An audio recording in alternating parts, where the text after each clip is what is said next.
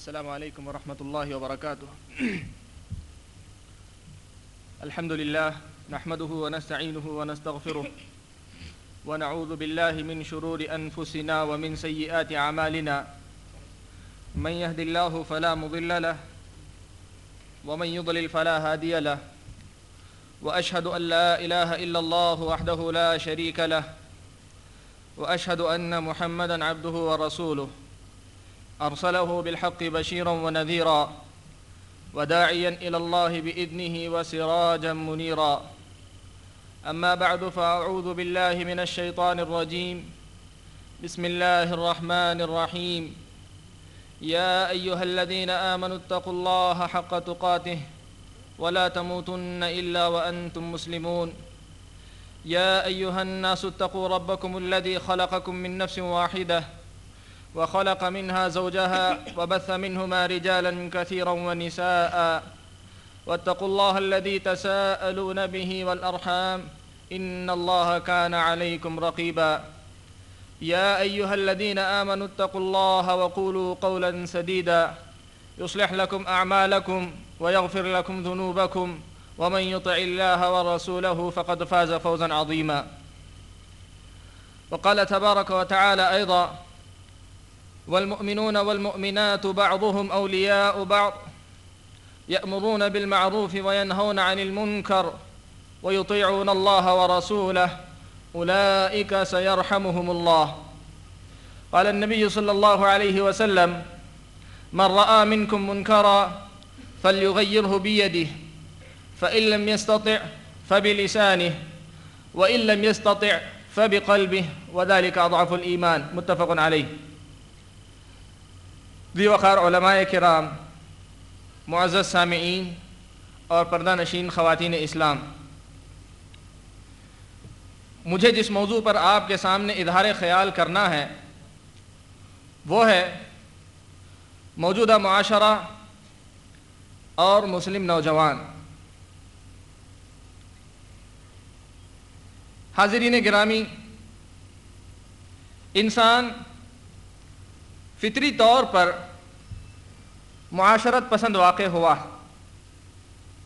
مطلب یہ ہے کہ انسان تنہا زندگی گزار نہیں سکتا. اس کی یہ فطرت ہے کہ جب تک اس کے ساتھ رہنے بسنے والے یا اس کے ساتھ اٹھنے بیٹھنے والے لوگوں کی ایک جماعت اس کے ساتھ نہ ہو، تب تک وہ زندگی سکون کے ساتھ گزار نہیں سکتا. اسی لیے نفسیات کے ماہرین انسان کو معاشرت پسند حیوان قرار دیتے ہیں. اس سے یہ بات سمجھ میں آتی ہے کہ معاشرہ یا پھر سوسائٹی جسے کہیں، اس کا وجود انسان کی بنیادی ضرورتوں میں سے ایک ضرورت ہے. جب تک معاشرہ وجود میں نہ آئے، ایک معاشرے کی شکل میں انسان زندگی نہ گزارے، تب تک وہ سکون سے زندگی نہیں گزار سکتا یا اس کی ضرورتیں پوری بھی نہیں ہو سکتی. ہم اور آپ اپنی زندگی کا جائزہ لے کر دیکھیں. صرف ایک روٹی کا مسئلہ لے لیں تو ایک روٹی کے بننے کے لیے دسیوں افراد کو محنت کرنی پڑتی ہے، تب جا کر ایک روٹی روٹی کی شکل میں آتی. تو حالات خود بھی اس بات پر دلالت کرتی کہ معاشرہ انسان کی ایک فطری ضرورت ہے، اور اسی ضرورت کو محسوس کرتے ہوئے، یہ اسی ضرورت کا لحاظ کرتے ہوئے شریعت اسلامیہ نے یا دین اسلام نے، جو کہ ایک کامل اور مکمل دین ہے، جو کہ ایک مکمل اور ہر قسم کے نقص سے اور ہر قسم کی کمی سے مبرہ دین ہے، اور اپنی زندگی کے اندر انسانی زندگی سے متعلق ہر شعبے سے متعلق کوئی نہ کوئی ہدایت ضرور رکھتا ہے. اس نے اس بات کا خیال رکھا کہ انسانی زندگی میں جہاں انسان کو بہت ساری تعلیمات کا انفرادی طور پر پابند کیا جائے، وہیں انسان کو بہت سارے ایسے احکامات کا بھی حکم دیا، ایسے بہت ساری تعلیمات کا پابند کیا جن کا وجود ایک معاشرے کی شکل میں ہی ہو سکتا ہے. دوسرے الفاظ میں، اسلامی شریعت کے احکامات کی ایک بڑی تعداد ایسی، اسلامی شریعت کے احکامات میں ایک کثیر تعداد ہے جن کا تعلق معاشرے سے ہے کہ معاشرہ پورا مل کر ان پر عمل پیرا ہو تو اس حکم کے تقاضے کو وہ پورا کرتا ہے، اور اگر معاشرہ ان کو پورا کرنے سے قاصر ہو تو پھر اس حکم کو کما حقو بجا لایا نہیں جا سکتا۔ اس تمہید کے بعد، اس تفصیل کے بعد جو بات میں آپ کے سامنے رکھنا چاہتا ہوں وہ یہ کہ ہم آج اپنے معاشرے کا جائزہ لے کر دیکھیں، ہم اپنے معاشرے کا جائزہ لے کر دیکھیں تو پتہ یہ چلتا کہ ہمارا معاشرہ، اسلامی معاشرہ تو دور کی بات ہے، مسلم معاشرہ کہلانے کا بھی مستحق نہیں۔ وجہ یہ ہے کہ یہ معاشرہ عقائد سے لے کر عبادات سے گزرتے ہوئے، معاملات سے گزرتے ہوئے، دنیا کے دوسرے جو سارے معاملات ہیں، سارے کی ساری چیزوں کے اندر بگاڑ کا شکار۔ میں تفصیل کے اندر نہیں جاؤں گا، اس لیے کہ معاشرے کے بگاڑ کی وضاحت کرنا یہ خود ایک مستقل موضوع، اور میرے خیال میں اس کی وضاحت اس لیے غیر ضروری ہے کہ ہم خود اس معاشرے کا ایک حصہ، ہم بہت اچھی طریقے سے سمجھتے ہیں کہ اسلامی معاشرہ کیسا ہوتا، یہ اسلام ہم سے کس قسم کے معاشرے کا مطالبہ کرتا ہے، اور اس کے مقابلے میں موجودہ معاشرہ کس قسم کا معاشرہ، اس کا اندازہ ہم سب بخوبی لگا سکتے ہیں۔ اور اگر میں یہ کہوں تو بے جا نہ ہوگا کہ مجھ سے زیادہ آپ بہتر جانتے ہیں، اس لیے کہ معاشرہ کہتے ہی اس کو ہیں کہ انسان کا ماحول، انسان کے اطراف و اکناف اٹھنے بیٹھنے والے لوگ، انسان کے روزمرہ کی زندگی، یہی معاشرہ۔ معاشرہ کسی الگ چیز کا نام نہیں، اور اس چیز کے اندر ہم سے زیادہ آپ دخل رکھتے ہیں، آپ ہم سے زیادہ تجارت کے معاملات کے متعلق واقفیت رکھتے ہیں، تو آپ بہت اچھی طریقے سے جانتے ہیں کہ موجودہ جو معاشرہ، یہ جو معاشرہ جس کے اندر ہم زندگی گزار رہے ہیں، اس کی حالت کیا ہے۔ عقائد کے معاملے میں سر سے پیر تک گمراہی گمراہی، خاندان کے معاملات کے اندر لڑائی جھگڑا اور اسلامی شریعت کے اصول اور ضوابط کی پابندی سے سرے سے دور، تجارت کے معاملات کے اندر اسلامی شریعت کے جو ضوابط ہیں ان سے بالکل کنارہ کش، خاندان کے مسائل یا قومی مسائل یا دنیا کے بہت سارے مسائل جو کہ معاشرے کا اصل ہیں یا معاشرے کا دار و مدار جن کی اصلاح یا جن کے سدھار پر ہے، ان سارے مسائل کے اندر مسلمان پوری طریقے سے اسلامی تعلیمات سے دور ہے۔ میں بات مختصر کرنا چاہتا ہوں، اس لیے بگاڑ کی ایک ایک تفصیل کی طرف نہیں جاؤں، لیکن ایک بات یہی کہوں گا کہ معاشرے کا حال یہ ہے کہ شاعر نے یہ جو کہا کہ تن ہما داغ داغ شد پنبا کجا کجا نہم، کہ آج انسانیت کا یہ معاشرے کا کہ جس معاشرے کے جسم کا ایک ایک عضو داغدار ہے، کوئی عضو ایسا نہیں جو صحیح سالم موجود ہو، کوئی پہلو ایسا نہیں جو صحیح سالم موجود ہو، کوئی ایسا پہلو نہیں جہاں پر اسلامی شریعت کی پابندی ہوتی ہو، معاشرے کا ہر پہلو ہر مقام بگاڑ کا شکار۔ اور یہی نہیں، افسوس تو اس پر ہے کہ شاعر نے یہ کہا کہ وائے ناکامی متائے کارواں جاتا رہا، وائے ناکامی متائے کارواں جاتا رہا، کارواں کے دل سے احساس زیاں جاتا رہا۔ افسوس تو اس پر ہے کہ معاشرہ بگاڑ کا شکار ہے ہی، لیکن اس سے کہیں زیادہ افسوس اس کا ہے کہ معاشرے کو اپنے اس بگاڑ کا احساس بھی نہیں۔ معاشرہ بگڑے یہ افسوس کی بات ہے، لیکن اس سے کہیں زیادہ افسوس کا مقام یہ کہ بگڑے ہوئے معاشرے کو اس کا احساس نہ ہو کہ وہ بگاڑ کا شکار ہے۔ اس کا اندازہ آپ اس بات سے لگائیے کہ آج آپ کسی دنیا دار آدمی، دنیا سے مطلب جو دین سے گہرا تعلق نہیں رکھتا، اس سے اگر آپ گفتگو کر کے دیکھیں تو آپ اس کی گفتگو میں کبھی یہ نہیں محسوس کریں گے کہ اسے اس بات کا بھی احساس ہے کہ معاشرہ ہمارا اسلام سے دور ہے۔ لوگ یہ کہتے ہیں کہ ہم ظاہر میں مسلمان ہو گئے یا پھر اسلام کی بعض تعلیمات کو اپنا لیے تو گویا پورا اسلام ہمارے اندر آ گیا۔ لوگ شکایت کرتے ہیں، لوگ شکایتیں کرتے ہیں کہ ہم اسلام پر عمل کرتے ہیں، لیکن پھر بھی ہم پر جو ہے اللہ تبارک و تعالیٰ کی رحمتیں نازل نہیں ہوتی۔ تو غرض یہ مختصر یہ کہ معاشرہ تو بگاڑ کا شکار ہے ہی، لیکن اس سے کہیں زیادہ افسوس کی بات یہ کہ اس معاشرے کے بگاڑ کا احساس بھی اس معاشرے کے اندر نہیں رہ گیا۔ تو یہ ہمارے معاشرے کی مختصر سی تفسیر ہے، اور اس معاشرے کے اندر بالخصوص میرا جو موضوع ہے وہ ہے مسلم نوجوان۔ میرے موضوع کا جو بنیادی نقطہ ہے وہ ہے مسلم نوجوان، اور میرے بھائیوں معاف کیجئے کہ اس نقطے پہ اگر گفتگو کرنا چاہوں تو یقیناً میں بلا بیان کرتا جاؤں گا، آپ سنتے رہیں گے، افسوس ہی کرتے رہیں گے، لیکن امید کی کوئی کرن کسی جانب سے نظر نہیں آئے گی، امید کی کوئی کرن کسی طرف سے نظر نہیں آئے گی۔ شباب یا جوانی یہ بڑا اہم مرحلہ ہوتا ہے، جس طریقے سے انسانی زندگی کے مراحل میں سے زندگی کے اندر جوانی کی اہمیت ہے، جوانی جس طریقے سے انقلابی واقع ہوتی ہے، انسانی زندگی کی کامیابی اور ناکامی کا دار و مدار جوانی کے حرکات اور جوانی کی مشغولیات پر ہوتا ہے، بالکل اسی طریقے سے کسی بھی معاشرے کے بگاڑ یا کسی بھی معاشرے کے سدھار کا دار و مدار بھی نوجوانوں پر ہوتا ہے۔ قوم کا نوجوان اگر سدھرا ہوا ہو تو وہ معاشرہ کامیاب و کامران ہوتا ہے، وہ قوم سربلند ہوتی ہے، وہ قوم قیادت کے منصب پر ہوتی ہے، وہ قوم دنیا کے رہنما بنتی ہے، وہ قوم دنیا کے سامنے عزت والی قوم بنتی ہے۔ لیکن اس کے مقابلے میں نوجوان برباد ہو، نوجوان بے راہ رو ہو، نوجوان اگر برباد ہو، نوجوان اگر بے راہ روی کا شکار ہو، تو ایسی قوم دنیا کے اندر ذلت اور پستی کا شکار ہو کر رہتی ہے۔ دنیا کی ساری قومیں اسے اپنا مغلوب بنا کر رکھتی ہیں، اسے مظلوم بنا کر رکھتی ہیں، اسے اپنا ماتحت بنا کر رکھتی ہیں۔ اور بالخصوص جس قوم کا یا جس معاشرے کا نوجوان بگڑا ہوا ہو، تو یہ آپ طے کر لیجئے، یہ سن لیجئے کہ پھر اس معاشرے کے سدھار کی کوئی امید نہیں ہو سکتی۔ اسی اہمیت کی خاطر، اسی اہمیت کے پیش نظر شریعت اسلامیہ نے جوانی کو کافی اہمیت دی۔ نبی اکرم صلی اللہ علیہ وسلم نے فرمایا، کہا کہ 5 چیزیں ایسی ہیں کہ قیامت کے دن اللہ تبارک و تعالیٰ ان کے متعلق خصوصی سوال فرمائیں گے۔ کہا لا تزول قدم ابن آدم حتی یسأل عن 5۔ کہا کہ 5 چیزیں ایسی ہیں کہ ان کے متعلق اللہ تبارک و تعالیٰ خصوصی سوال کریں گے۔ جب تک ان سوالوں کا جواب اطمینان بخش انسان نہیں دے لے گا، تب تک وہ اپنی کامیابی اور کامرانی کی امید نہیں رکھ سکتا، یعنی اگلے مراحل کی کامیابی کی وہ امید نہیں رکھ سکتا۔ ان سوالات میں سے ایک اہم سوال یہ بھی فرمایا نبی اکرم صلی اللہ علیہ وسلم نے کہ وَعَنْ شَبَابِهِ فِيمَا أَبْلَاهُ، کہ اللہ تبارک و تعالیٰ یہ بھی پوچھیں گے کہ نوجوان تیری جوانی کو تو نے کس راہ میں استعمال کیا۔ وَعَنْ شَبَابِهِ فِيمَا أَبْلَاهُ، اللہ پوچھیں گے اس کے نوجوان سے کہ تیری جوانی کو تو نے کیسے استعمال کیا، تو نے اپنی جوانی کو کس رخ پہ چلایا۔ اور اسی کی اہمیت کے پیش نظر نبی اکرم صلی اللہ علیہ وسلم نے دوسری حدیث کے اندر یہ بات بھی بیان فرمائی کہ جو نوجوان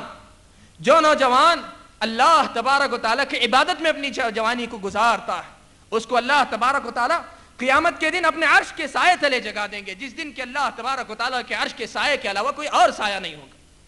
آسمان کا سورج جو کہ آج کروڑوں میل دور ہونے کے باوجود اپنی تمازت سے ہمیں پریشان کر دیتا ہے، وہ سورج انسان کے سر کے اوپر بالکل ہوگا۔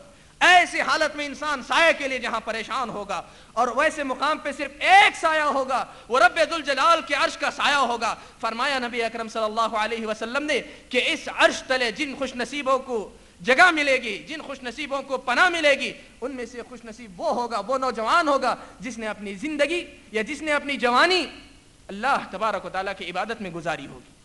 اس لیے کہ یہ زندگی اصلاح کے اندر، یہ زندگی انسانی زندگی کے اندر، یہ زندگی کا یہ مرحلہ یعنی جوانی انسانی زندگی کے اندر کافی اہمیت رکھتا ہے۔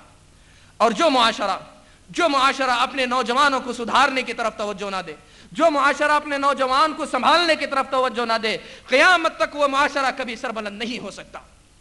آج ہم اپنے نوجوان کا جائزہ لے کر دیں، اپنے نوجوان کا جائزہ لے کر دیکھیں۔ آج ایک نوجوان کی تصویر کشی اگر کوئی کرنا چاہے، کھڑے زبانی اس کی تصویر اگر کھینچنا چاہے، تو اس سے مختلف نہیں ہوگی کہ ہمارے نوجوان کی شکل یہ ہے۔ سر سے اگر شروع کریں تو اس کے سر کے بالوں کا اسٹائل کسی فلمی ہیرو کے اسٹائل سے ملتا جلتا، چہرے سے ذرا نیچے اترے تو داڑھی منڈی ہوئی سرے سے، اس سے نیچے اترے تو لباس غیر شرعی، اور نیچے اترے تو لباس اتنا تنگ کہ اسلام جسم کے سارے نشیب و فراز واضح ہو، اور نیچے اترے تو اس کا حال یہ ہوگا کہ اس کا پائجامہ یا پینٹ یا جو بھی پہنتا ہے وہ ٹخنے سے نیچے ہوگا علل اقل، یا پھر حالت صورتحال یہ ہے کہ راستہ صاف کرنے کی بھی جو ہے نوبت نہیں آئے گی اگر وہ راستے سے گزر جائے۔ یہ ادنا سی مثال ہے، ورنہ آپ معاشرے کا تجزیہ کر کے دیکھیں تو ان میں سے ہو سکتا ہے 1-2 چیزیں کم ہوگی، ورنہ بہت ساری چیزیں اس سے زیادہ ہی ہوگی۔ اور اس پہ نور علی نور اضافی مصیبتیں یہ بھی کہ پان پراگ کے نام پر یا بیڑی سگریٹ کے نام پر یا دنیا جہاں کی ساری چیزوں کے نام پر مختلف قسم کے شوق، اور اگر اللہ تبارک و تعالیٰ نے اسے نواز دیا ہو تو موبائل کے نام پر ایک بہت بڑی گمراہی اپنے ہاتھ میں لیے پھرتا ہے۔ میرے الفاظ پہ غور کریں، موبائل کے نام پر بہت بڑی گمراہی اپنے ہاتھ میں لیے پھرتا ہے۔ اور بات آئی ہے موبائل کی تو موضوع سے ہٹوں، لیکن ایک بات کی وضاحت، ایک بات کی طرف توجہ ضروری کہ آج موبائل ایک ضرورت ہے، ضرور اس کے بجنے کے لیے ضروری نہیں کہ آپ کسی فلمی گانے کی ٹون ہی رکھ کے بجائیں، اس کے لیے ضروری نہیں کہ آپ کسی قسم کی اچھی قسم کا میوزک ہی استعمال کریں، ہلکی سی کوئی بھی اطلاع دینے والی کوئی بھی آواز آپ کے لیے کافی ہے۔ لیکن ہمارا نوجوان پیسہ دے کر اس بات کی کوشش کرتا ہے کہ نئی سے نئی فلم جو آتی ہے اور نئے سے نئے فلم کا جو گانا آتا ہے اس کی ٹون اس میں استعمال کرے۔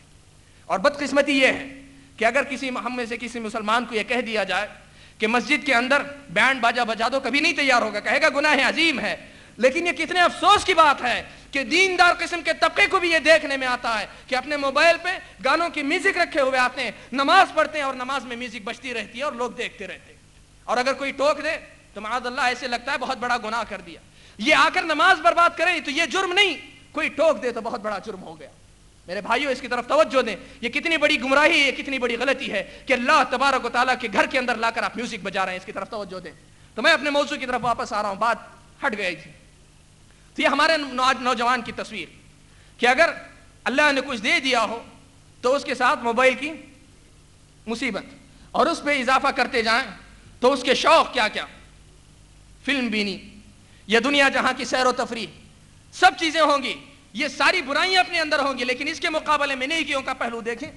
عقیدے سے نابلد، طہارت کے مسائل سے نابلد، عبادات کی بنیادی شرائط سے ناآشنا، اور کیا کیا کہیے آپ، قرآن پڑھنا نہیں جانتا، حدیث کس کو کہتے نہیں جانتا، دنیا جہاں کی ساری مصیبتیں اپنے اندر، اور خیر کے جتنے پہلو جس میں اس کے اندر ہونے چاہیے ان سے ناآشنا. اور جس قوم کا نوجوان اس قسم کا ہو، جس معاشرے کا نوجوان اس قسم کا ہو، آپ اس سے کیا توقع رکھ سکتے ہیں کہ اس معاشرے پر اللہ تبارک و تعالیٰ کی بھی رحمت نازل ہوگی؟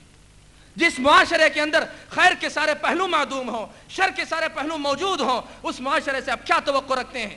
اور معاف کیجئے، بات آئی تھی تو میں اس کی طرف توجہ دلاؤں کہ معاشرے کے اندر نوجوان عورت کا بھی بہت بڑا دخل ہوتا ہے. صرف نوجوان مرد کا ہی نہیں، نوجوان عورت کا بھی بہت بڑا دخل ہوتا ہے. اور ہماری ماؤں اور بہنوں کا کیا حال ہے میں کہنا نہیں چاہوں گا، حیا روکتی ہے یہ کہنے سے، لیکن اتنی بات ضرور کہوں گا کہ مجھ سے پہلی والی تقریر میں جو باتیں کہی گئی انہی پہ غور کر لیں تو کافی ہے کہ ہماری مسلم ماؤں کا حال بھی کیا ہے. معاشرے کا دار و مدار انہی پر تو ہوتا ہے. گھر کے داخلی مسائل کو عورت سنبھالتی ہے، خارجی مسائل کو بزرگوں کی رہنمائی کی روشنی میں نوجوان سنبھالتا ہے. اور معاشرے کے یہی دو بنیادی عنصر اگر معطل ہو کر رہ جائیں، یہی دو عنصر اگر کارآمد نہ ہو، یہی دو عنصر دین سے نہ آشنا ہو جائیں، تو پھر بتائیے کہ اس معاشرے کے سدھار کی کیا امید ہے؟ اور جو معاشرہ بیکار ہو، جو معاشرہ اس طریقے سے بگاڑ کا شکار ہو، تو پھر اس معاشرے سے آپ کیا امید رکھتے ہیں کہ وہ اسلام کو غالب کرے گا، وہ اسلام کو اپنائے گا؟ اور پھر ایسا معاشرہ اس کی امید کیوں رکھتا ہے کہ اللہ تبارک و تعالیٰ کی طرف سے اس پر مدد نازل ہوگی یا اس کے مسائل کو حل کیا جائے گا؟ آج معاشرے کو شکایت ہے کہ غیر انہیں مارتے ہیں، پیٹتے ہیں، انہیں سب کچھ کرتے ہیں، اور ان کو اس کی بھی شکایت ہے کہ یہ سب کچھ ہوتا ہے، آسمان سے مدد کیوں نہیں نازل ہوتی؟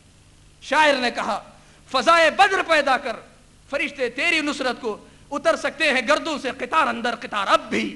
کہا کہ تم فرشتوں کا نزول چاہتے ہو تو یقیناً نازل ہوں گے، لیکن پہلے تم وہ فضا بھی پیدا کرو جو بدر کے اندر لڑنے والے صحابہ کے اندر موجود تھی. میرے بھائیو، انقلاب یا تبدیلی یا معاشرے کا سدھار کیسے آتا ہے؟ کیسے نوجوانوں کے ذریعے آتا ہے؟ ایک مثال دیتا ہوں، واقعات بہت ہیں لیکن ایک مثال، ایران کے جنگ کا معاملہ، ایران کی فتح کا معاملہ تھا. جب ایرانی لشکر کو شکست دے دی. آپ جانتے پرانے زمانے میں ہوتا یہ تھا کہ شہر کے درمیان حاکم کی کوٹھی ہوتی، اطراف میں شہر بستا، پھر اس کے بعد اطراف میں فصیل ہوتی اور باہر جنگ لڑی جاتی. ہوا یہ کہ باہر جنگ ہار گئے اور مسلمان شہر کی فصیل پار کرتے ہوئے اندر داخل ہونے لگے. ایرانی حاکم نے دیکھا کہ اب تو ہم شکست کھا گئے، اب مسلمانوں کو شکست دینے کا ایک ہی طریقہ، اس نے شہر کی ساری عورتوں کو یہ حکم دے دیا کہ یہ، اور آپ جانتے ہیں کہ جب تک حاکم کے اوپر قبضہ نہیں ہوتا، جب تک حاکم کو گرفتار نہیں کیا جاتا، وہ شہر فتح ہوا نہیں کہلا سکتا. تو مسلمان آگے بڑھ رہے ہیں تاکہ حاکم کے اوپر اپنا قبضہ جما سکیں. اور حاکم کا یہ حکم کہ سارے کی ساری عورتیں اپنی گھروں کے بالا خانوں پر یعنی سامنے آئے اور آ کر اپنی زیب و زینت کا اظہار کریں، تاکہ یہ جو نوجوان ہیں، مسلم قوم کی مسلم فوج جو پوری کی پوری نوجوانوں سے بھری ہوئی، یہ قوم ان عورتوں کے فتنوں میں مبتلا ہو کر گمراہ ہو جائے، یا پھر یہ کہ اس جنگ سے باز آ جائے. یہ فتنہ تھا. مسلم فوج کے سپہ سالار کو جب یہ بات نظر آئی، جب اس نے دیکھا فوج داخل ہوتے ہوئے کہ اس کا حال یہ ہے کہ یہاں لوگ جو مطلب گمراہ کرنے کے لیے عورتیں تیار، تو اس نے ایک بات کہا اپنے قوم کے اندر جو قراء تھے، جو قاری تھے قرآن کے، انہیں حکم دے دیا کہ پوری فوج کے اندر پھیل جاؤ اور پھیل کر قرآن مجید کی ایک آیت تلاوت کرو. کہا قل للمؤمنین یغضوا من ابصارهم ویحفظوا فروجهم ذلک ازکی لہم. فرمایا اے اللہ کے نبی، قرآن کی آیت کا ترجمہ کہا کہ اللہ کے نبی آپ کہہ دیجئے مومنوں سے کہ وہ اپنی نگاہیں نیچی رکھیں، اپنی شرمگاہوں کی حفاظت کریں، ذالک ازکیٰ لہم، یہ چیز ان کے لیے زیادہ پاکیزگی کا باعث ہے۔ سپہ سالار کے حکم پر قرآن نے آیت پڑھ پڑھ کر سنا دی، اور تاریخ نے یہ منظر دیکھا، تاریخ نے یہ منظر دیکھا کہ رب ذوالجلال کے کلام کی اس ایک آیت نے انہیں اس قدر پابند کر دیا کہ وہ اپنے سارے فتنوں کے ساتھ بالا خانوں پر کھڑی رہ گئی، لیکن پوری کی فوج گزرتی گئی، ایک نوجوان نے بھی اپنی نگاہ اٹھا کر اوپر کی طرف نہیں دیکھا۔ یہ جذبہ پیدا کریں، کتاب و سنت پر عمل کرنے کا یہ جذبہ پیدا کریں، نوجوان یہ جذبہ اپنے اندر پیدا کرے، یہ کیفیت پیدا کرے، تب جا کر کوئی معاشرہ سدھرتا ہے، کب جا کر کوئی معاشرہ سنبھلتا ہے، تب جا کر کوئی معاشرہ کامیاب و کامران کہلا سکتا ہے۔ تو بہرحال کہنے کا مقصد یہ کہ معاشرے کی اصلاح یا معاشرے کو سدھارنا، اس کے اندر سب سے اہم کردار نوجوانوں کا، اس میں کوئی شک نہیں کہ علماء کا کام رہنمائی کرنا ہے، علماء کا کام لوگوں کو صحیح راہ بتلانا ہے، علماء کا کام دین کے مسائل سے واقف کرانا ہے، لیکن معاشرے کا سب سے فعال کارکن یا معاشرے کا سب سے اہم رکن یہی نوجوان ہوتا ہے، جس کے ذریعے معاشرہ سنبھلتا ہے یا بگڑتا ہے۔ اس لیے نوجوان اپنی اہمیت کو سمجھیں۔ اور میں آپ کو کیا بتاؤں کہ دین کے مسائل سے ناآشنائی کا یہ عالم اور یہ کیفیت کہ جیسے میں نے کہا کہ بہت سارے نوجوانوں کو یہ تک نہیں معلوم کہ بڑی ناپاکی ہو جائے تو پاکی کیسے حاصل کی جائے۔ 25 سال عمر کم از کم گھٹا کے کہہ رہا ہوں، ورنہ آپ کو 30-35 سال کی عمر میں بھی ایسے ملیں گے، میں کہہ رہا ہوں 25 سال کی عمر، لیکن اس نوجوان کو یہ نہیں معلوم کہ پاکی کیسے حاصل کی جاتی، یہ نہیں معلوم کہ ناپاک ہونے کے فوراً بعد پاکی حاصل کی جاتی ہے، یہ بھی بہت سارے نوجوانوں کو نہیں معلوم۔ تو بہرحال بجائے اس کے کہ میں مزید وقت اپنا معاشرے کے بگاڑ کے اوپر رونے میں گزاروں، میں اس کی کوشش کروں گا کہ آپ کے سامنے 1-2 باتیں ایسی رکھوں کہ اس بگاڑ کو سدھارا کیسے جا سکتا ہے، یا اس بگاڑ کو سیدھی راہ پر کیسے لایا جا سکتا ہے۔ میرے بھائیوں، شریعت اسلامیہ کا مطالعہ کرنے سے یہ بات سمجھ میں آتی ہے کہ بگاڑ کی اصل بنیاد یا بگاڑ کی اصل جڑ جو ہوتی ہے وہ جہالت کی طرف سے آتی ہے۔ علم سے تعلق ختم ہو جائے، علم سے ربط ختم ہو جائے، تب پھر وہ معاشرہ بگاڑ کی طرف جاتا ہے۔ لہٰذا اگر معاشرے کو سدھارنا ہو یا معاشرے کو سیدھی راہ پر لانا ہو تو سب سے پہلے چاہیے کہ معاشرہ علم کی طرف توجہ دے۔ اور یہاں ایک بات کی وضاحت ضروری، علم سے مراد کوئی غیر دینی علم نہیں، اور اس سے مراد کوئی دینی علم نہیں۔ علم کسے کہتے ہیں؟ شریعت کی نظر میں مطلوبہ علم کون سا؟ شریعت نے کہا، اللہ کے نبی صلی اللہ علیہ وسلم نے فرمایا کہ طلب العلم فریضۃ علی کل مسلم، کہا کہ علم کا حاصل کرنا ہر مسلمان پر فرض، ہر مسلمان پر فرض۔ اس کا مطلب کیا ہے آپ سمجھتے ہیں؟ اس کا مطلب یہ کہ جس طریقے سے نماز پڑھنا فرض ہے، جس طریقے سے رمضان کے روزے رکھنا فرض ہے، جس طریقے سے زکوٰۃ نصاب کو پہنچنے کے بعد ادا کرنا فرض ہے، جس طریقے سے استطاعت پر حج کرنا فرض ہے، اسی طریقے سے علم کا حاصل کرنا فرض۔ یہ کون سا علم؟ یہ کتنا علم ہے؟ اس کی تشریح یا اس کی تفسیر وضاحت علماء کرام نے کی۔ شارحین حدیث نے اس حدیث کی تفسیر میں یہ بات بیان کی کہ یہاں فرض علم سے مراد وہ علم ہے کہ جس کے ذریعے انسان اللہ تبارک و تعالیٰ کو پہچان سکے، اپنے اوپر واجب ہونے والی جو بنیادی عبادتیں ہیں وہ اور ان کے متعلق جو ضروری چیزیں ہیں ان کو جان سکے، اور اپنے اوپر عائد ہونے والے جو حقوق یا ذمہ داریاں ہوتی ہیں ان کو پہچان سکے۔ اللہ کی معرفت اور اللہ تبارک و تعالیٰ کی عبادت اور ان جس کے تقاضوں کو پورا کرنے کے لیے جو علم ضروری ہے وہ علم، یہ علم اگر آپ کو سائنس اور ٹیکنالوجی پڑھ کے حاصل ہوتا ہو تو آپ اسی راستے سے حاصل کیجئے، اور اگر یہ کتاب و سنت کو پڑھنے سے حاصل ہوتا ہو تو اسی سے حاصل کیجئے، یا اگر دونوں سے حاصل ہوتا ہو تو دونوں سے کیجئے۔ شریعت اس کی نہیں پابند کرتی کہ نہیں صرف قرآن اور سنت پڑھ کر جو ہے مطلب یہ کرو، نہیں، شریعت یہ کہتی ہے کہ علم وہ حاصل کرو جس کے ذریعے تمہیں خدا کی معرفت حاصل ہو سکے، رب ذوالجلال کی معرفت حاصل ہو سکے، اس کی عبادت کے تقاضوں کو تم سمجھ سکو اور اپنے اوپر عائد ہونے والی ذمہ داریوں کو سمجھ سکو اور ان کو تم ادا کر سکو۔ یہ علم ہے، اور اس علم کا حاصل کرنا ہر مسلمان پر فرض ہے۔ یہ لفظ بار بار کہوں گا، 10 بار کہوں گا کہ اتنا علم حاصل کرنا اور اتنا علم دینا اپنی اولاد کو یہ ہر مسلمان کا فرض ہے۔ فرمایا نبی اکرم صلی اللہ علیہ وسلم کہ طلب العلم فریضہ، فرمایا کہ علم کا حاصل کرنا فرض ہے، علی کل مسلم، ہر نوجوان پر فرض، ہر مسلمان پر فرض۔ تو سب سے پہلی بیس یا سب سے پہلی بنیاد اصلاح کی یہ کہ ہم علم کی طرف توجہ دیں، اور بات ذرا میں تفصیل سے بیان کرنا چاہوں گا، اس لیے کہ حصول علم کے باب کے اندر آج بہت ساری پیچیدگیاں پیدا ہوئی یا پیدا کی گئی اور لوگ بہت ساری چیزوں سے نا آشنا. اس لیے حصول علم کے سلسلے میں 2-4 باتیں اور میں ذرا تفصیل سے بیان کرنا چاہوں تاکہ آپ اس کو بنیاد بنا کر چل سکیں کہ کیسے علم آپ حاصل کریں. حصول علم کے سلسلے میں سب سے پہلی بات, یہ سب سے پہلی بنیاد جو ضروری ہے وہ یہ کہ آدمی کے دل کے اندر اخلاص ہو. آدمی کے دل کے اندر اخلاص ہو, نوجوان کے دل کے اندر اخلاص ہو, بوڑھی عورتوں کے اندر, بوڑھے مردوں کے اندر اخلاص. جو علم حاصل کرے اس کے اندر, اس کی نیت کے اندر اخلاص. کیا مطلب ہے اخلاص کے ہونے کا؟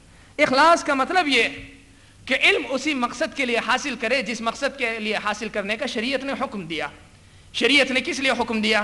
میں نے ابھی کہا کہ اللہ تبارک و تعالیٰ کی معرفت حاصل ہو, عبادت کیا ہے اسے سمجھ سکے, اس کے تقاضوں کو کما حقہ پورا کر سکے, اس پہ عائد ہونے والی ذمہ داریاں کیا ہیں اسے جان سکے, ان کو پورا کر سکے. یہ مقصد ہو, اس کے علاوہ کوئی اور مقصد نہ ہو, اس کے علاوہ کوئی اور اس کا مقصود نہ ہو, اس کا نشانہ نہ ہو, اس سے ہٹ کر کوئی اور مقصود ہو.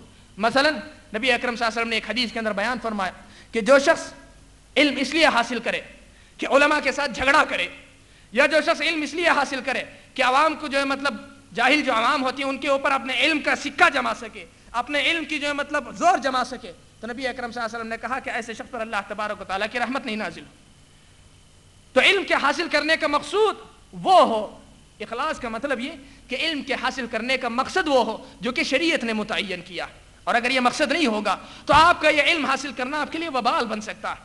نبی اکرم صلی اللہ علیہ وسلم نے بات بیان فرمائی کہ 3 اشخاص کو جن کے ذریعے سب سے پہلے جہنم جلائی جائے گی, یا دوسرے الفاظ میں جن کو سب سے پہلے جہنم میں جلایا جائے گا, 3 اشخاص ہوں گے. ان میں سے ایک شخص وہ ہوگا جس نے علم حاصل کیا ہوگا لیکن اس کی نیت میں اخلاص نہ ہوگا. تو علم کے اگر اخلاص نہ ہو, طلب علم کے اندر اخلاص نہ ہو, تب پھر وہ علم وبال بنتا. تو حصول علم کے اندر سب سے پہلی چیز جو ضروری وہ یہ کہ بندے کے دل کے اندر اخلاص.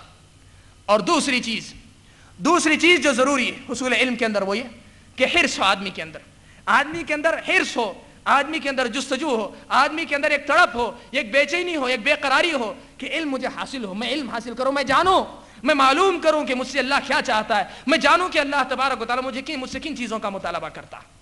شریعت میں دیکھ حضرت عمر ابن خطاب رضی اللہ تعالیٰ عنہ کو, جن کو نبی اکرم صلی اللہ علیہ وسلم نے یہ بات ان کے متعلق کہی کہ اگر میرے بعد کوئی نبی ہوتا تو عمر ہوتا, یا جن کے متعلق نبی اکرم صلی اللہ علیہ وسلم نے یہ کہا کہ عمر تم ایک گلی سے جاتے ہو تو شیطان اپنا راستہ بدل کر دوسری گلی میں چل نکلتا ہے, یہ مقام کیسے حاصل ہوا؟ ذرا دیکھیں ان کی سیرتیں پڑھ کر. صحیح بخاری میں یہ بات روایت موجود ہے. حضرت عمر ابن خطاب رضی اللہ تعالیٰ عنہ نے اپنے انصاری بھائی کے ساتھ یہ معاملہ طے کر لیا تھا کہ ایک دن تم نبی اکرم صلی اللہ علیہ وسلم کی مجلس میں موجود رہو گے اور میں جاؤں گا, کماؤں گا, اپنے بیوی بچوں کے معاملات کو سدھارنے سنبھالنے کی کوشش کروں گا. شام میں جب ہم دونوں جمع ہوں گے تو اس دن جو کچھ باتیں نبی اکرم صلی اللہ علیہ وسلم نے بتائی ہوگی وہ تم مجھے بتا دو گے, اور پھر جب دوسرا دن ہوگا تو میں نبی اکرم صلی اللہ علیہ وسلم کی مجلس میں جاؤں گا اور تم جاؤ گے اپنی بیوی بچوں کے لیے کمانے دھمانے اور ان کے مسائل کو حل کرنے کے. اس طریقے سے پھر شام میں جب جمع ہوں گے تو میں تمہیں ساری باتیں بتا دیا کروں گا.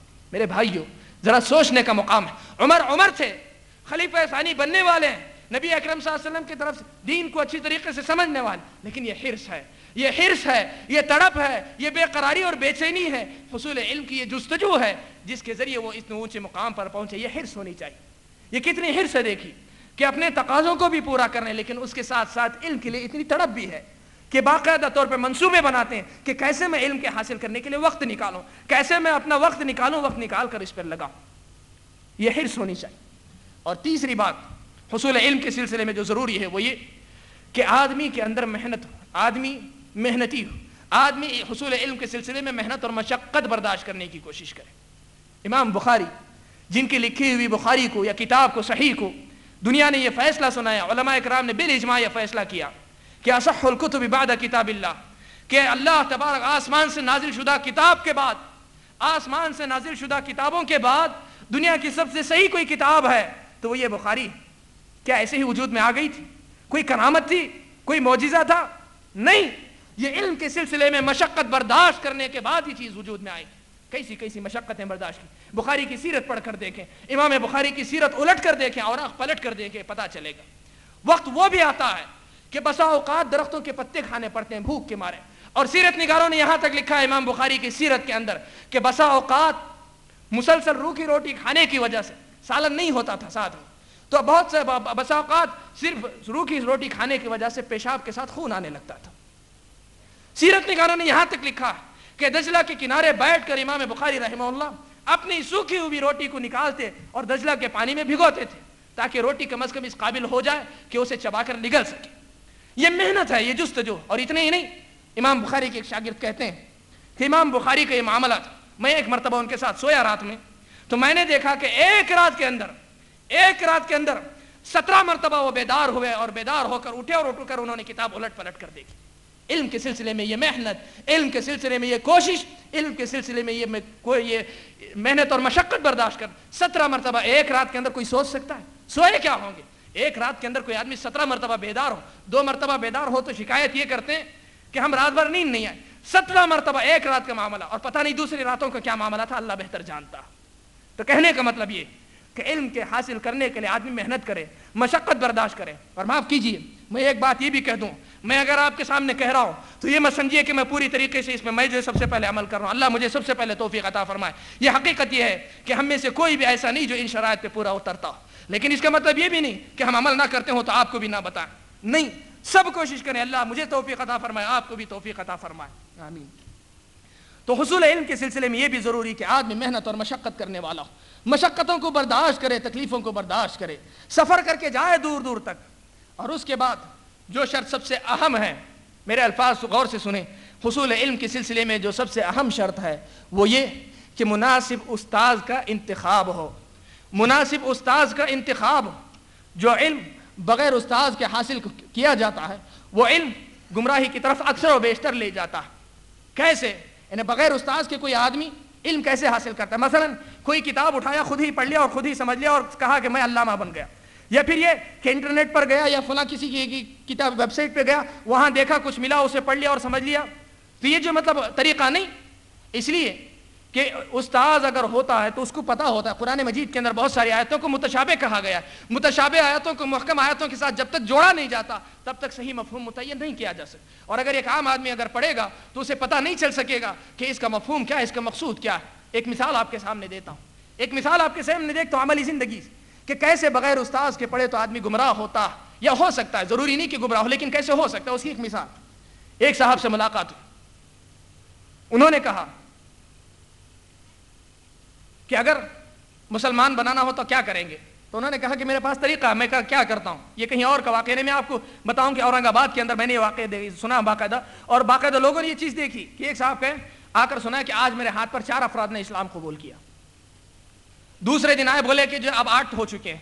رفتہ رفتہ تعداد بڑھتی کافی تعداد، لوگوں کو تعجب ہو رہا تھا کہ اتنی تیز رفتاری سے، اور آدمی بھی کوئی بڑا عالم نہیں، کوئی اچھا آدمی، ایسا بھی نہیں کہ معلومات بہت زیادہ ہوں یا کم از کم سمجھانے کا انداز بہت اچھا ہو، نہیں، ایک عام قسم کا آدمی، سیدھا سادہ آدمی، اور روزانہ تعداد بتایا ہی چلے جا رہا ہے۔ تو ان سے پوچھا گیا کہ آپ کرتے کیا؟ تو انہوں نے کہا کہ میں جاتا ہوں، جا کر یہ کرتا ہوں کہ بھائی ایک اچھا سا کلمہ ہے، اسے پڑھو گے تمہارے من کو شانتی ملے گی، تم کو جو ہے بہت اچھا کچھ ملے گا، بہت فائدہ ہوگا، فلاں ہوگا، وہ کلمہ پڑھو گے؟ تو آدمی کہتا ہے ہاں پڑھوں گا۔ تو کہتے پڑھو، کہتا ہے اشہد اللہ الہ الا اللہ و اشہد ان محمد رسول اللہ۔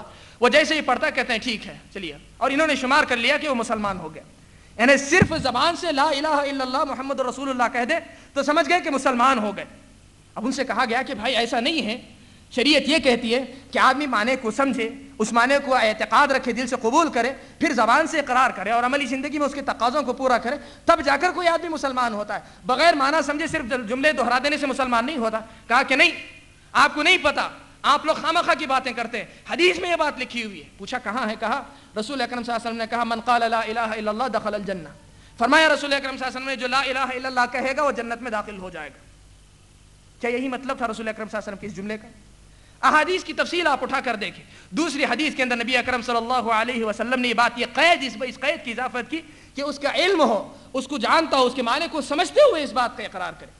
تو ہوتا یہ کہ جو آدمی بغیر استاذ کے پڑھتا ہے تو اس قسم کی غلطیوں کا شکار ہونے کا قوی امکان ہوتا ہے۔ اس لیے آدمی بغیر استاذ کے نہ پڑھے، بلکہ جو بھی پڑھے، اگر آپ اپنے طور پہ پڑھتے ہیں، جو بات آپ کو سمجھ میں آتی ہے، آئیے جو علماء کرام موجود ہوں ان کے پاس جا کر بتائیے کہ یہ بات ایسی لکھی ہے، اس کا کیا مطلب ہے، سمجھنے کی کوشش کریں۔ علماء کرام کو کہیے کہ مجھے پڑھانے کے لیے وقت دیجیے، کوئی بھی کیجیے، یہ کوشش کیجیے، لیکن اپنے طور پر پڑھ کر آپ یہ سمجھیں کہ میں پڑھ لوں تو میں عالم بن جاؤں گا، یہ گمراہی کا ذریعہ بن سکتی ہے۔ اور دوسری بات اسی نقطے کے اندر کہ استاذ کے انتخاب کے سلسلے میں کیسے کیا ہونا چاہیے. خاص بات کا اہتمام یہ ہونا چاہیے کہ وہ استاذ سنت پر چلنے والا، اہل السنہ والجماعہ میں سے ہو، سلف صالحین کے منہج پر چلنے والا ہو.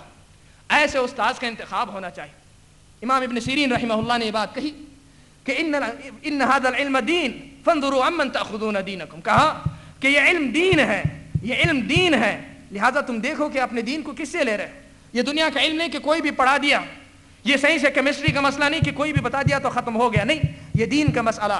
لہذا تم یہ دیکھ لو، یہ جان لو کہ یہ علم بتانے والا، دینے والا آدمی کیسا ہے، تاکہ تمہیں اس پر اعتماد ہو کہ جو بات وہ بتا رہا ہے وہ معتمد ہے کہ نہیں، قابل اعتبار ہے کہ نہیں. اس کا تمہیں علم ہونا چاہیے اس کو. تو بہرحال ایک اہم شرط اور بنیادی شرط جو تھی وہ یہ کہ مناسب استاذ کا انتخاب، اور اس کے بعد یہ بھی کہ علم کے حصول کے اندر آدمی جلد بازی نہ کرے. علم کے حصول کے اندر آدمی جلد بازی نہ کرے. مطلب یہ کہ ایسا نہ ہو کہ آج گئے کوئی بات پڑھ لی ہے تو کل سے فوراً کھڑے ہو گئے فتوے دینے لگے. ایسا نہیں ہونا چاہیے. حصول علم کے سلسلے میں یہ چیز بہت خطرناک ہے کہ آدمی کچھ باتیں جان لے اور یہ سمجھے کہ میں سب کچھ جان لیا اور فتوے دینا شروع کرے. نہیں، اہل علم نے یہ بات بیان کی کہ علم ایک طویل مدت تک ممارسے کے بعد جا کر آدمی کے پاس وہ چیز پیدا ہوتی ہے جس کے ذریعے وہ صحیح اور غلط کے اندر تمیز کر سکتا. تو بہرحال معاشرے کی اصلاح کے لیے یقیناً علم بنیاد ہے، لیکن اس کے ساتھ ساتھ یہ بھی کہ سطحی علم کے ساتھ آپ کام کرنا چاہیں گے، تھوڑے سے علم کے ساتھ آپ سب کچھ سدھارنا چاہیں گے تو سدھارنے کے بجائے بگاڑیں گے. اور بغیر کسی علم کے اور بغیر علم کے کوئی آدمی اصلاح کا کام کرنا چاہے، بغیر علم کے اصلاح کا کام کرنا چاہے، میں نے بات کہی تفصیل سے، وہ یہ کہ علم سب سے پہلی بنیاد ہے جس کے ذریعے معاشرے کے سدھار ہو سکتا ہے. اور اگر کوئی شخص حصول علم کے بغیر معاشرے کی اصلاح کرنے کی کوشش کرتا ہے اور اپنی ثوابدید اور اپنی رائے کے مطابق یا اپنے خیال کے مطابق یا اپنی معلومات کے مطابق یا اپنی معلومات اور علم کے مطابق اصلاح کرنا چاہتا ہے اور اس سلسلے میں غلطی کرتا ہے تو یہ نہ سمجھے کہ میں نے کوشش کی مجھے ایک ثواب ضرور ملے گا. جیسے نبی اکرم صلی اللہ علیہ وسلم نے کہا کہ مجتہد اجتہاد کرے اور غلطی کرے تب بھی ایک ثواب ملے گا. نہیں، شریعت یہ کہتی ہے کہ ایسا آدمی گنہگار ہو سکتا ہے. نبی اکرم صلی اللہ علیہ وسلم نے یہ بات بیان فرمائی. کہا القضاۃ ثلاث، کہا کہ قاضی 3 قسم کے ہوتے ہیں. ایک قسم وہ جو حق کو جانتے ہیں اور حق کے مطابق فیصلہ کرتے ہیں. دوسری قسم وہ جو حق کو جانتے تو ہیں لیکن حق کے خلاف فیصلہ کرتے ہیں. اور تیسری قسم وہ جو حق کو نہیں جانتے پھر بھی فیصلہ کرتے. بحث اس سے نہیں کہ صحیح کرتے غلط کرتے، نہیں، کہا کہ حق کو نہیں جانتے اور پھر فیصلہ کرتے. فرمایا کہ ان 3 قسم کے قاضیوں میں سے ایک قسم کے قاضی جنت میں جائیں گے، 2 قسم کے جہنم میں جائیں گے. فرمایا پہلی قسم وہ جو حق کو جانتا ہے اور حق کے مطابق فیصلہ کرتا ہے وہ جنت میں جائے گا. نبی اکرم صلی اللہ علیہ وسلم نے کہا کہ جو حق کو جانے اور حق کے مطابق فیصلہ کرے وہ جنت میں جائے گا. اور اس کے مقابلے میں وہ جو حق کو جانتا ہو اور حق کے برخلاف فیصلہ کرے، یا پھر وہ جو حق نہیں جانتا پھر بھی فیصلہ کرنے کی کوشش کرے، فرمایا یہ دونوں جہنم میں جائیں گے. اور اہل علم نے اس حدیث سے اس بات کو مستنبط کر کے بیان کیا کہ اسی طریقے سے جو آدمی دین کا کوئی مسئلہ صحیح انداز سے جانتا ہو اور صحیح انداز سے بیان کرتا ہو وہ ثواب کی امید رکھ سکتا ہے. اور اس کے مقابلے میں کوئی آدمی ایسا ہے کہ صحیح بات جانتا ہے لیکن بتاتا غلط ہے تو یہ آدمی گنہگار ہے. اور اس کے ساتھ ساتھ وہ بھی گنہگار ہے جو صحیح بات نہیں جانتا یا مسئلہ جانتا ہی نہیں پھر بھی کچھ نہ کچھ بتانے کی کوشش کرتا ہے.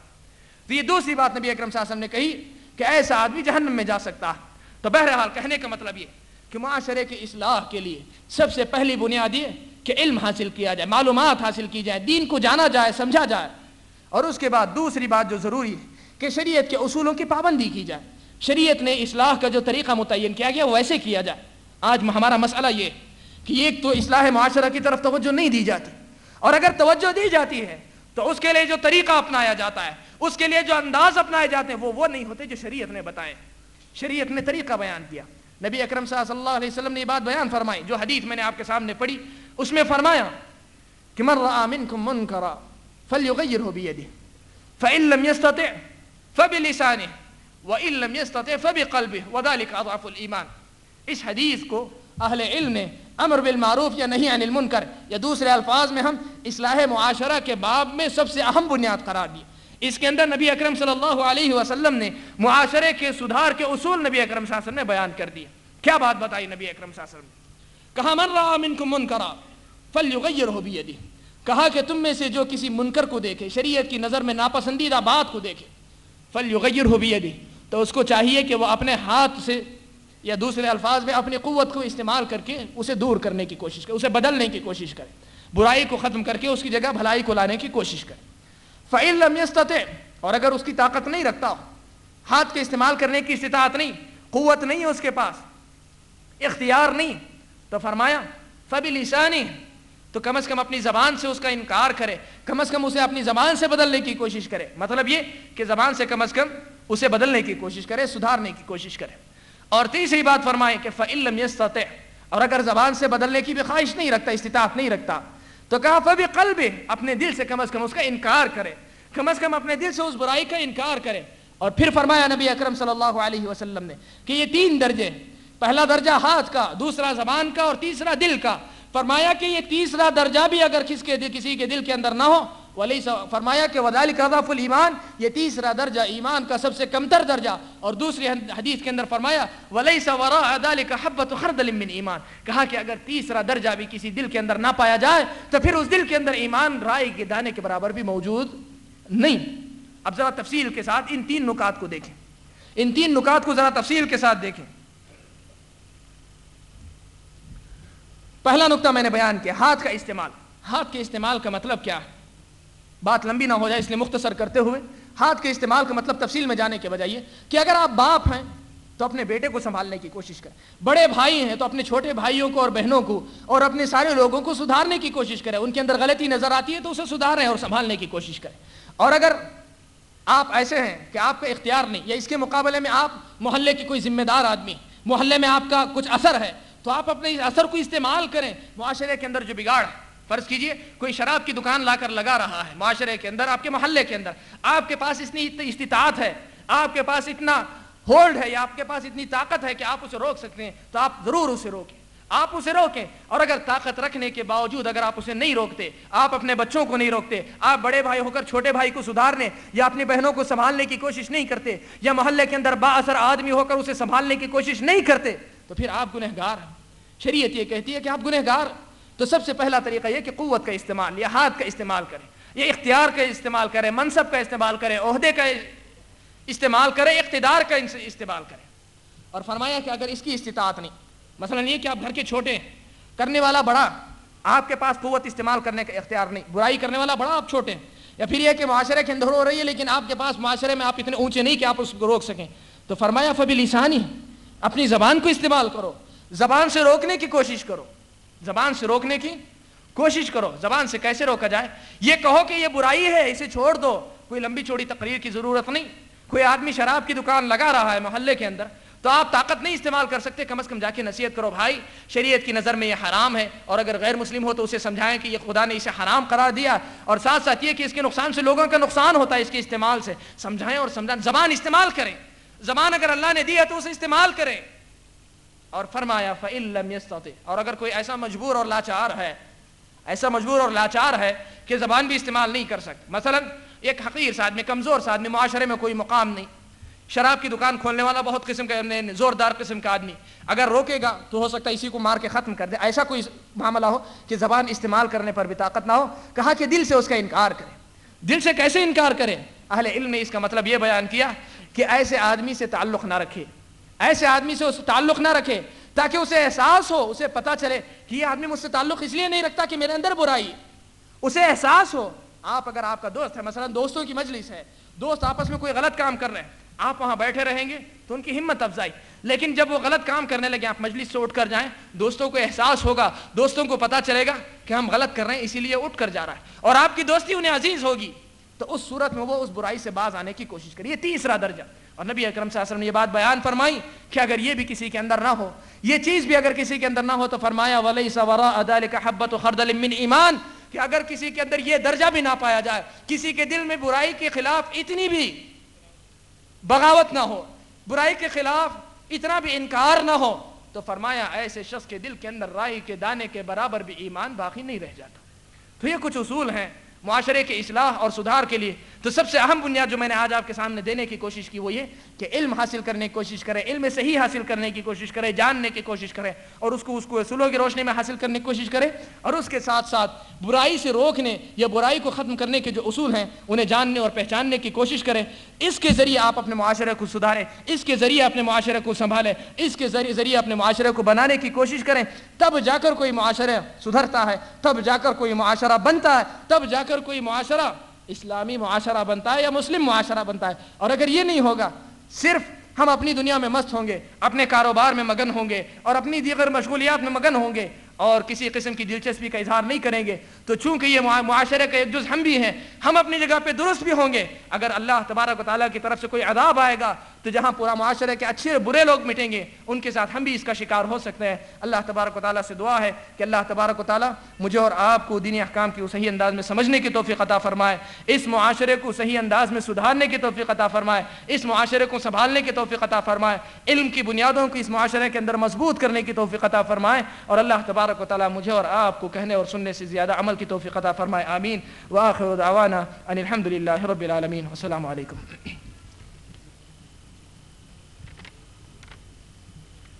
جزاک اللہ احسن الجزا خیر۔ یہ تھے فضلۃ الشیخ حافظ عبدالحسیب صاحب عمری مدنی حفظہ اللہ، جو آپ کے سامنے موجودہ معاشرہ اور مسلم نوجوان کے عنوان پر خطاب کر رہے تھے۔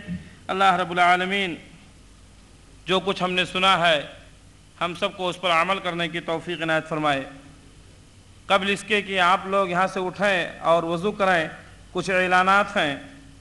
پہلا اعلان یہ ہے کہ جو ہماری کانفرنس ہوئی تھی 26-27 مارچ کو چتردرگا میں، اس کی آڈیو کیسٹ اور سی ڈیز تیار ہیں۔ جو حضرات حاصل کرنا چاہتے ہیں 4 مینار بک سینٹر سے رابطہ قائم کریں، آپ کو مل جائیں گی انشاءاللہ۔ اسی طرح سے جو قرآن تیسیر الرحمن لبیان القرآن ڈاکٹر لقمان صاحب کی مشہور تفسیر ہے، وہ برائے سیل رکھی گئی تھی، ہمارے بہت سارے احباب کو نہیں مل سکی تھی اور سیٹ ختم ہو گئے تھے، پھر ہم نے اس کو حاصل کیا ہے، اہل حدیث اکیڈمی نے اس کو حاصل کیا ہے، اور اسی قیمت پر یعنی 200 روپے میں 15 روپیہ اہل حدیث اکیڈمی اپنی طرف سے چھوڑ کر کے 200 روپے میں پورے 2 سیٹ سیل کر رہی ہے۔ آپ حضرات اس کو بھی حاصل کر سکتے ہیں۔ باہر 4 مینار بک اسٹال لگا ہوا ہے، آپ حضرات اس پر رابطہ قائم کریں اور یہ کتاب حاصل کر لیں۔ اب آپ حضرات وضو کریں گے، وضو کے بعد نماز انشاءاللہ بغل میں جہاں بھی ہم نے نماز ادا کی ہے عصر کی، وہیں نماز ادا کی جائے گی۔ مغرب اور عشاء دونوں نماز جمع کریں گے، اور مغرب کے بعد مولانا معراج ربانی حفظہ اللہ کا خطاب ہوگا۔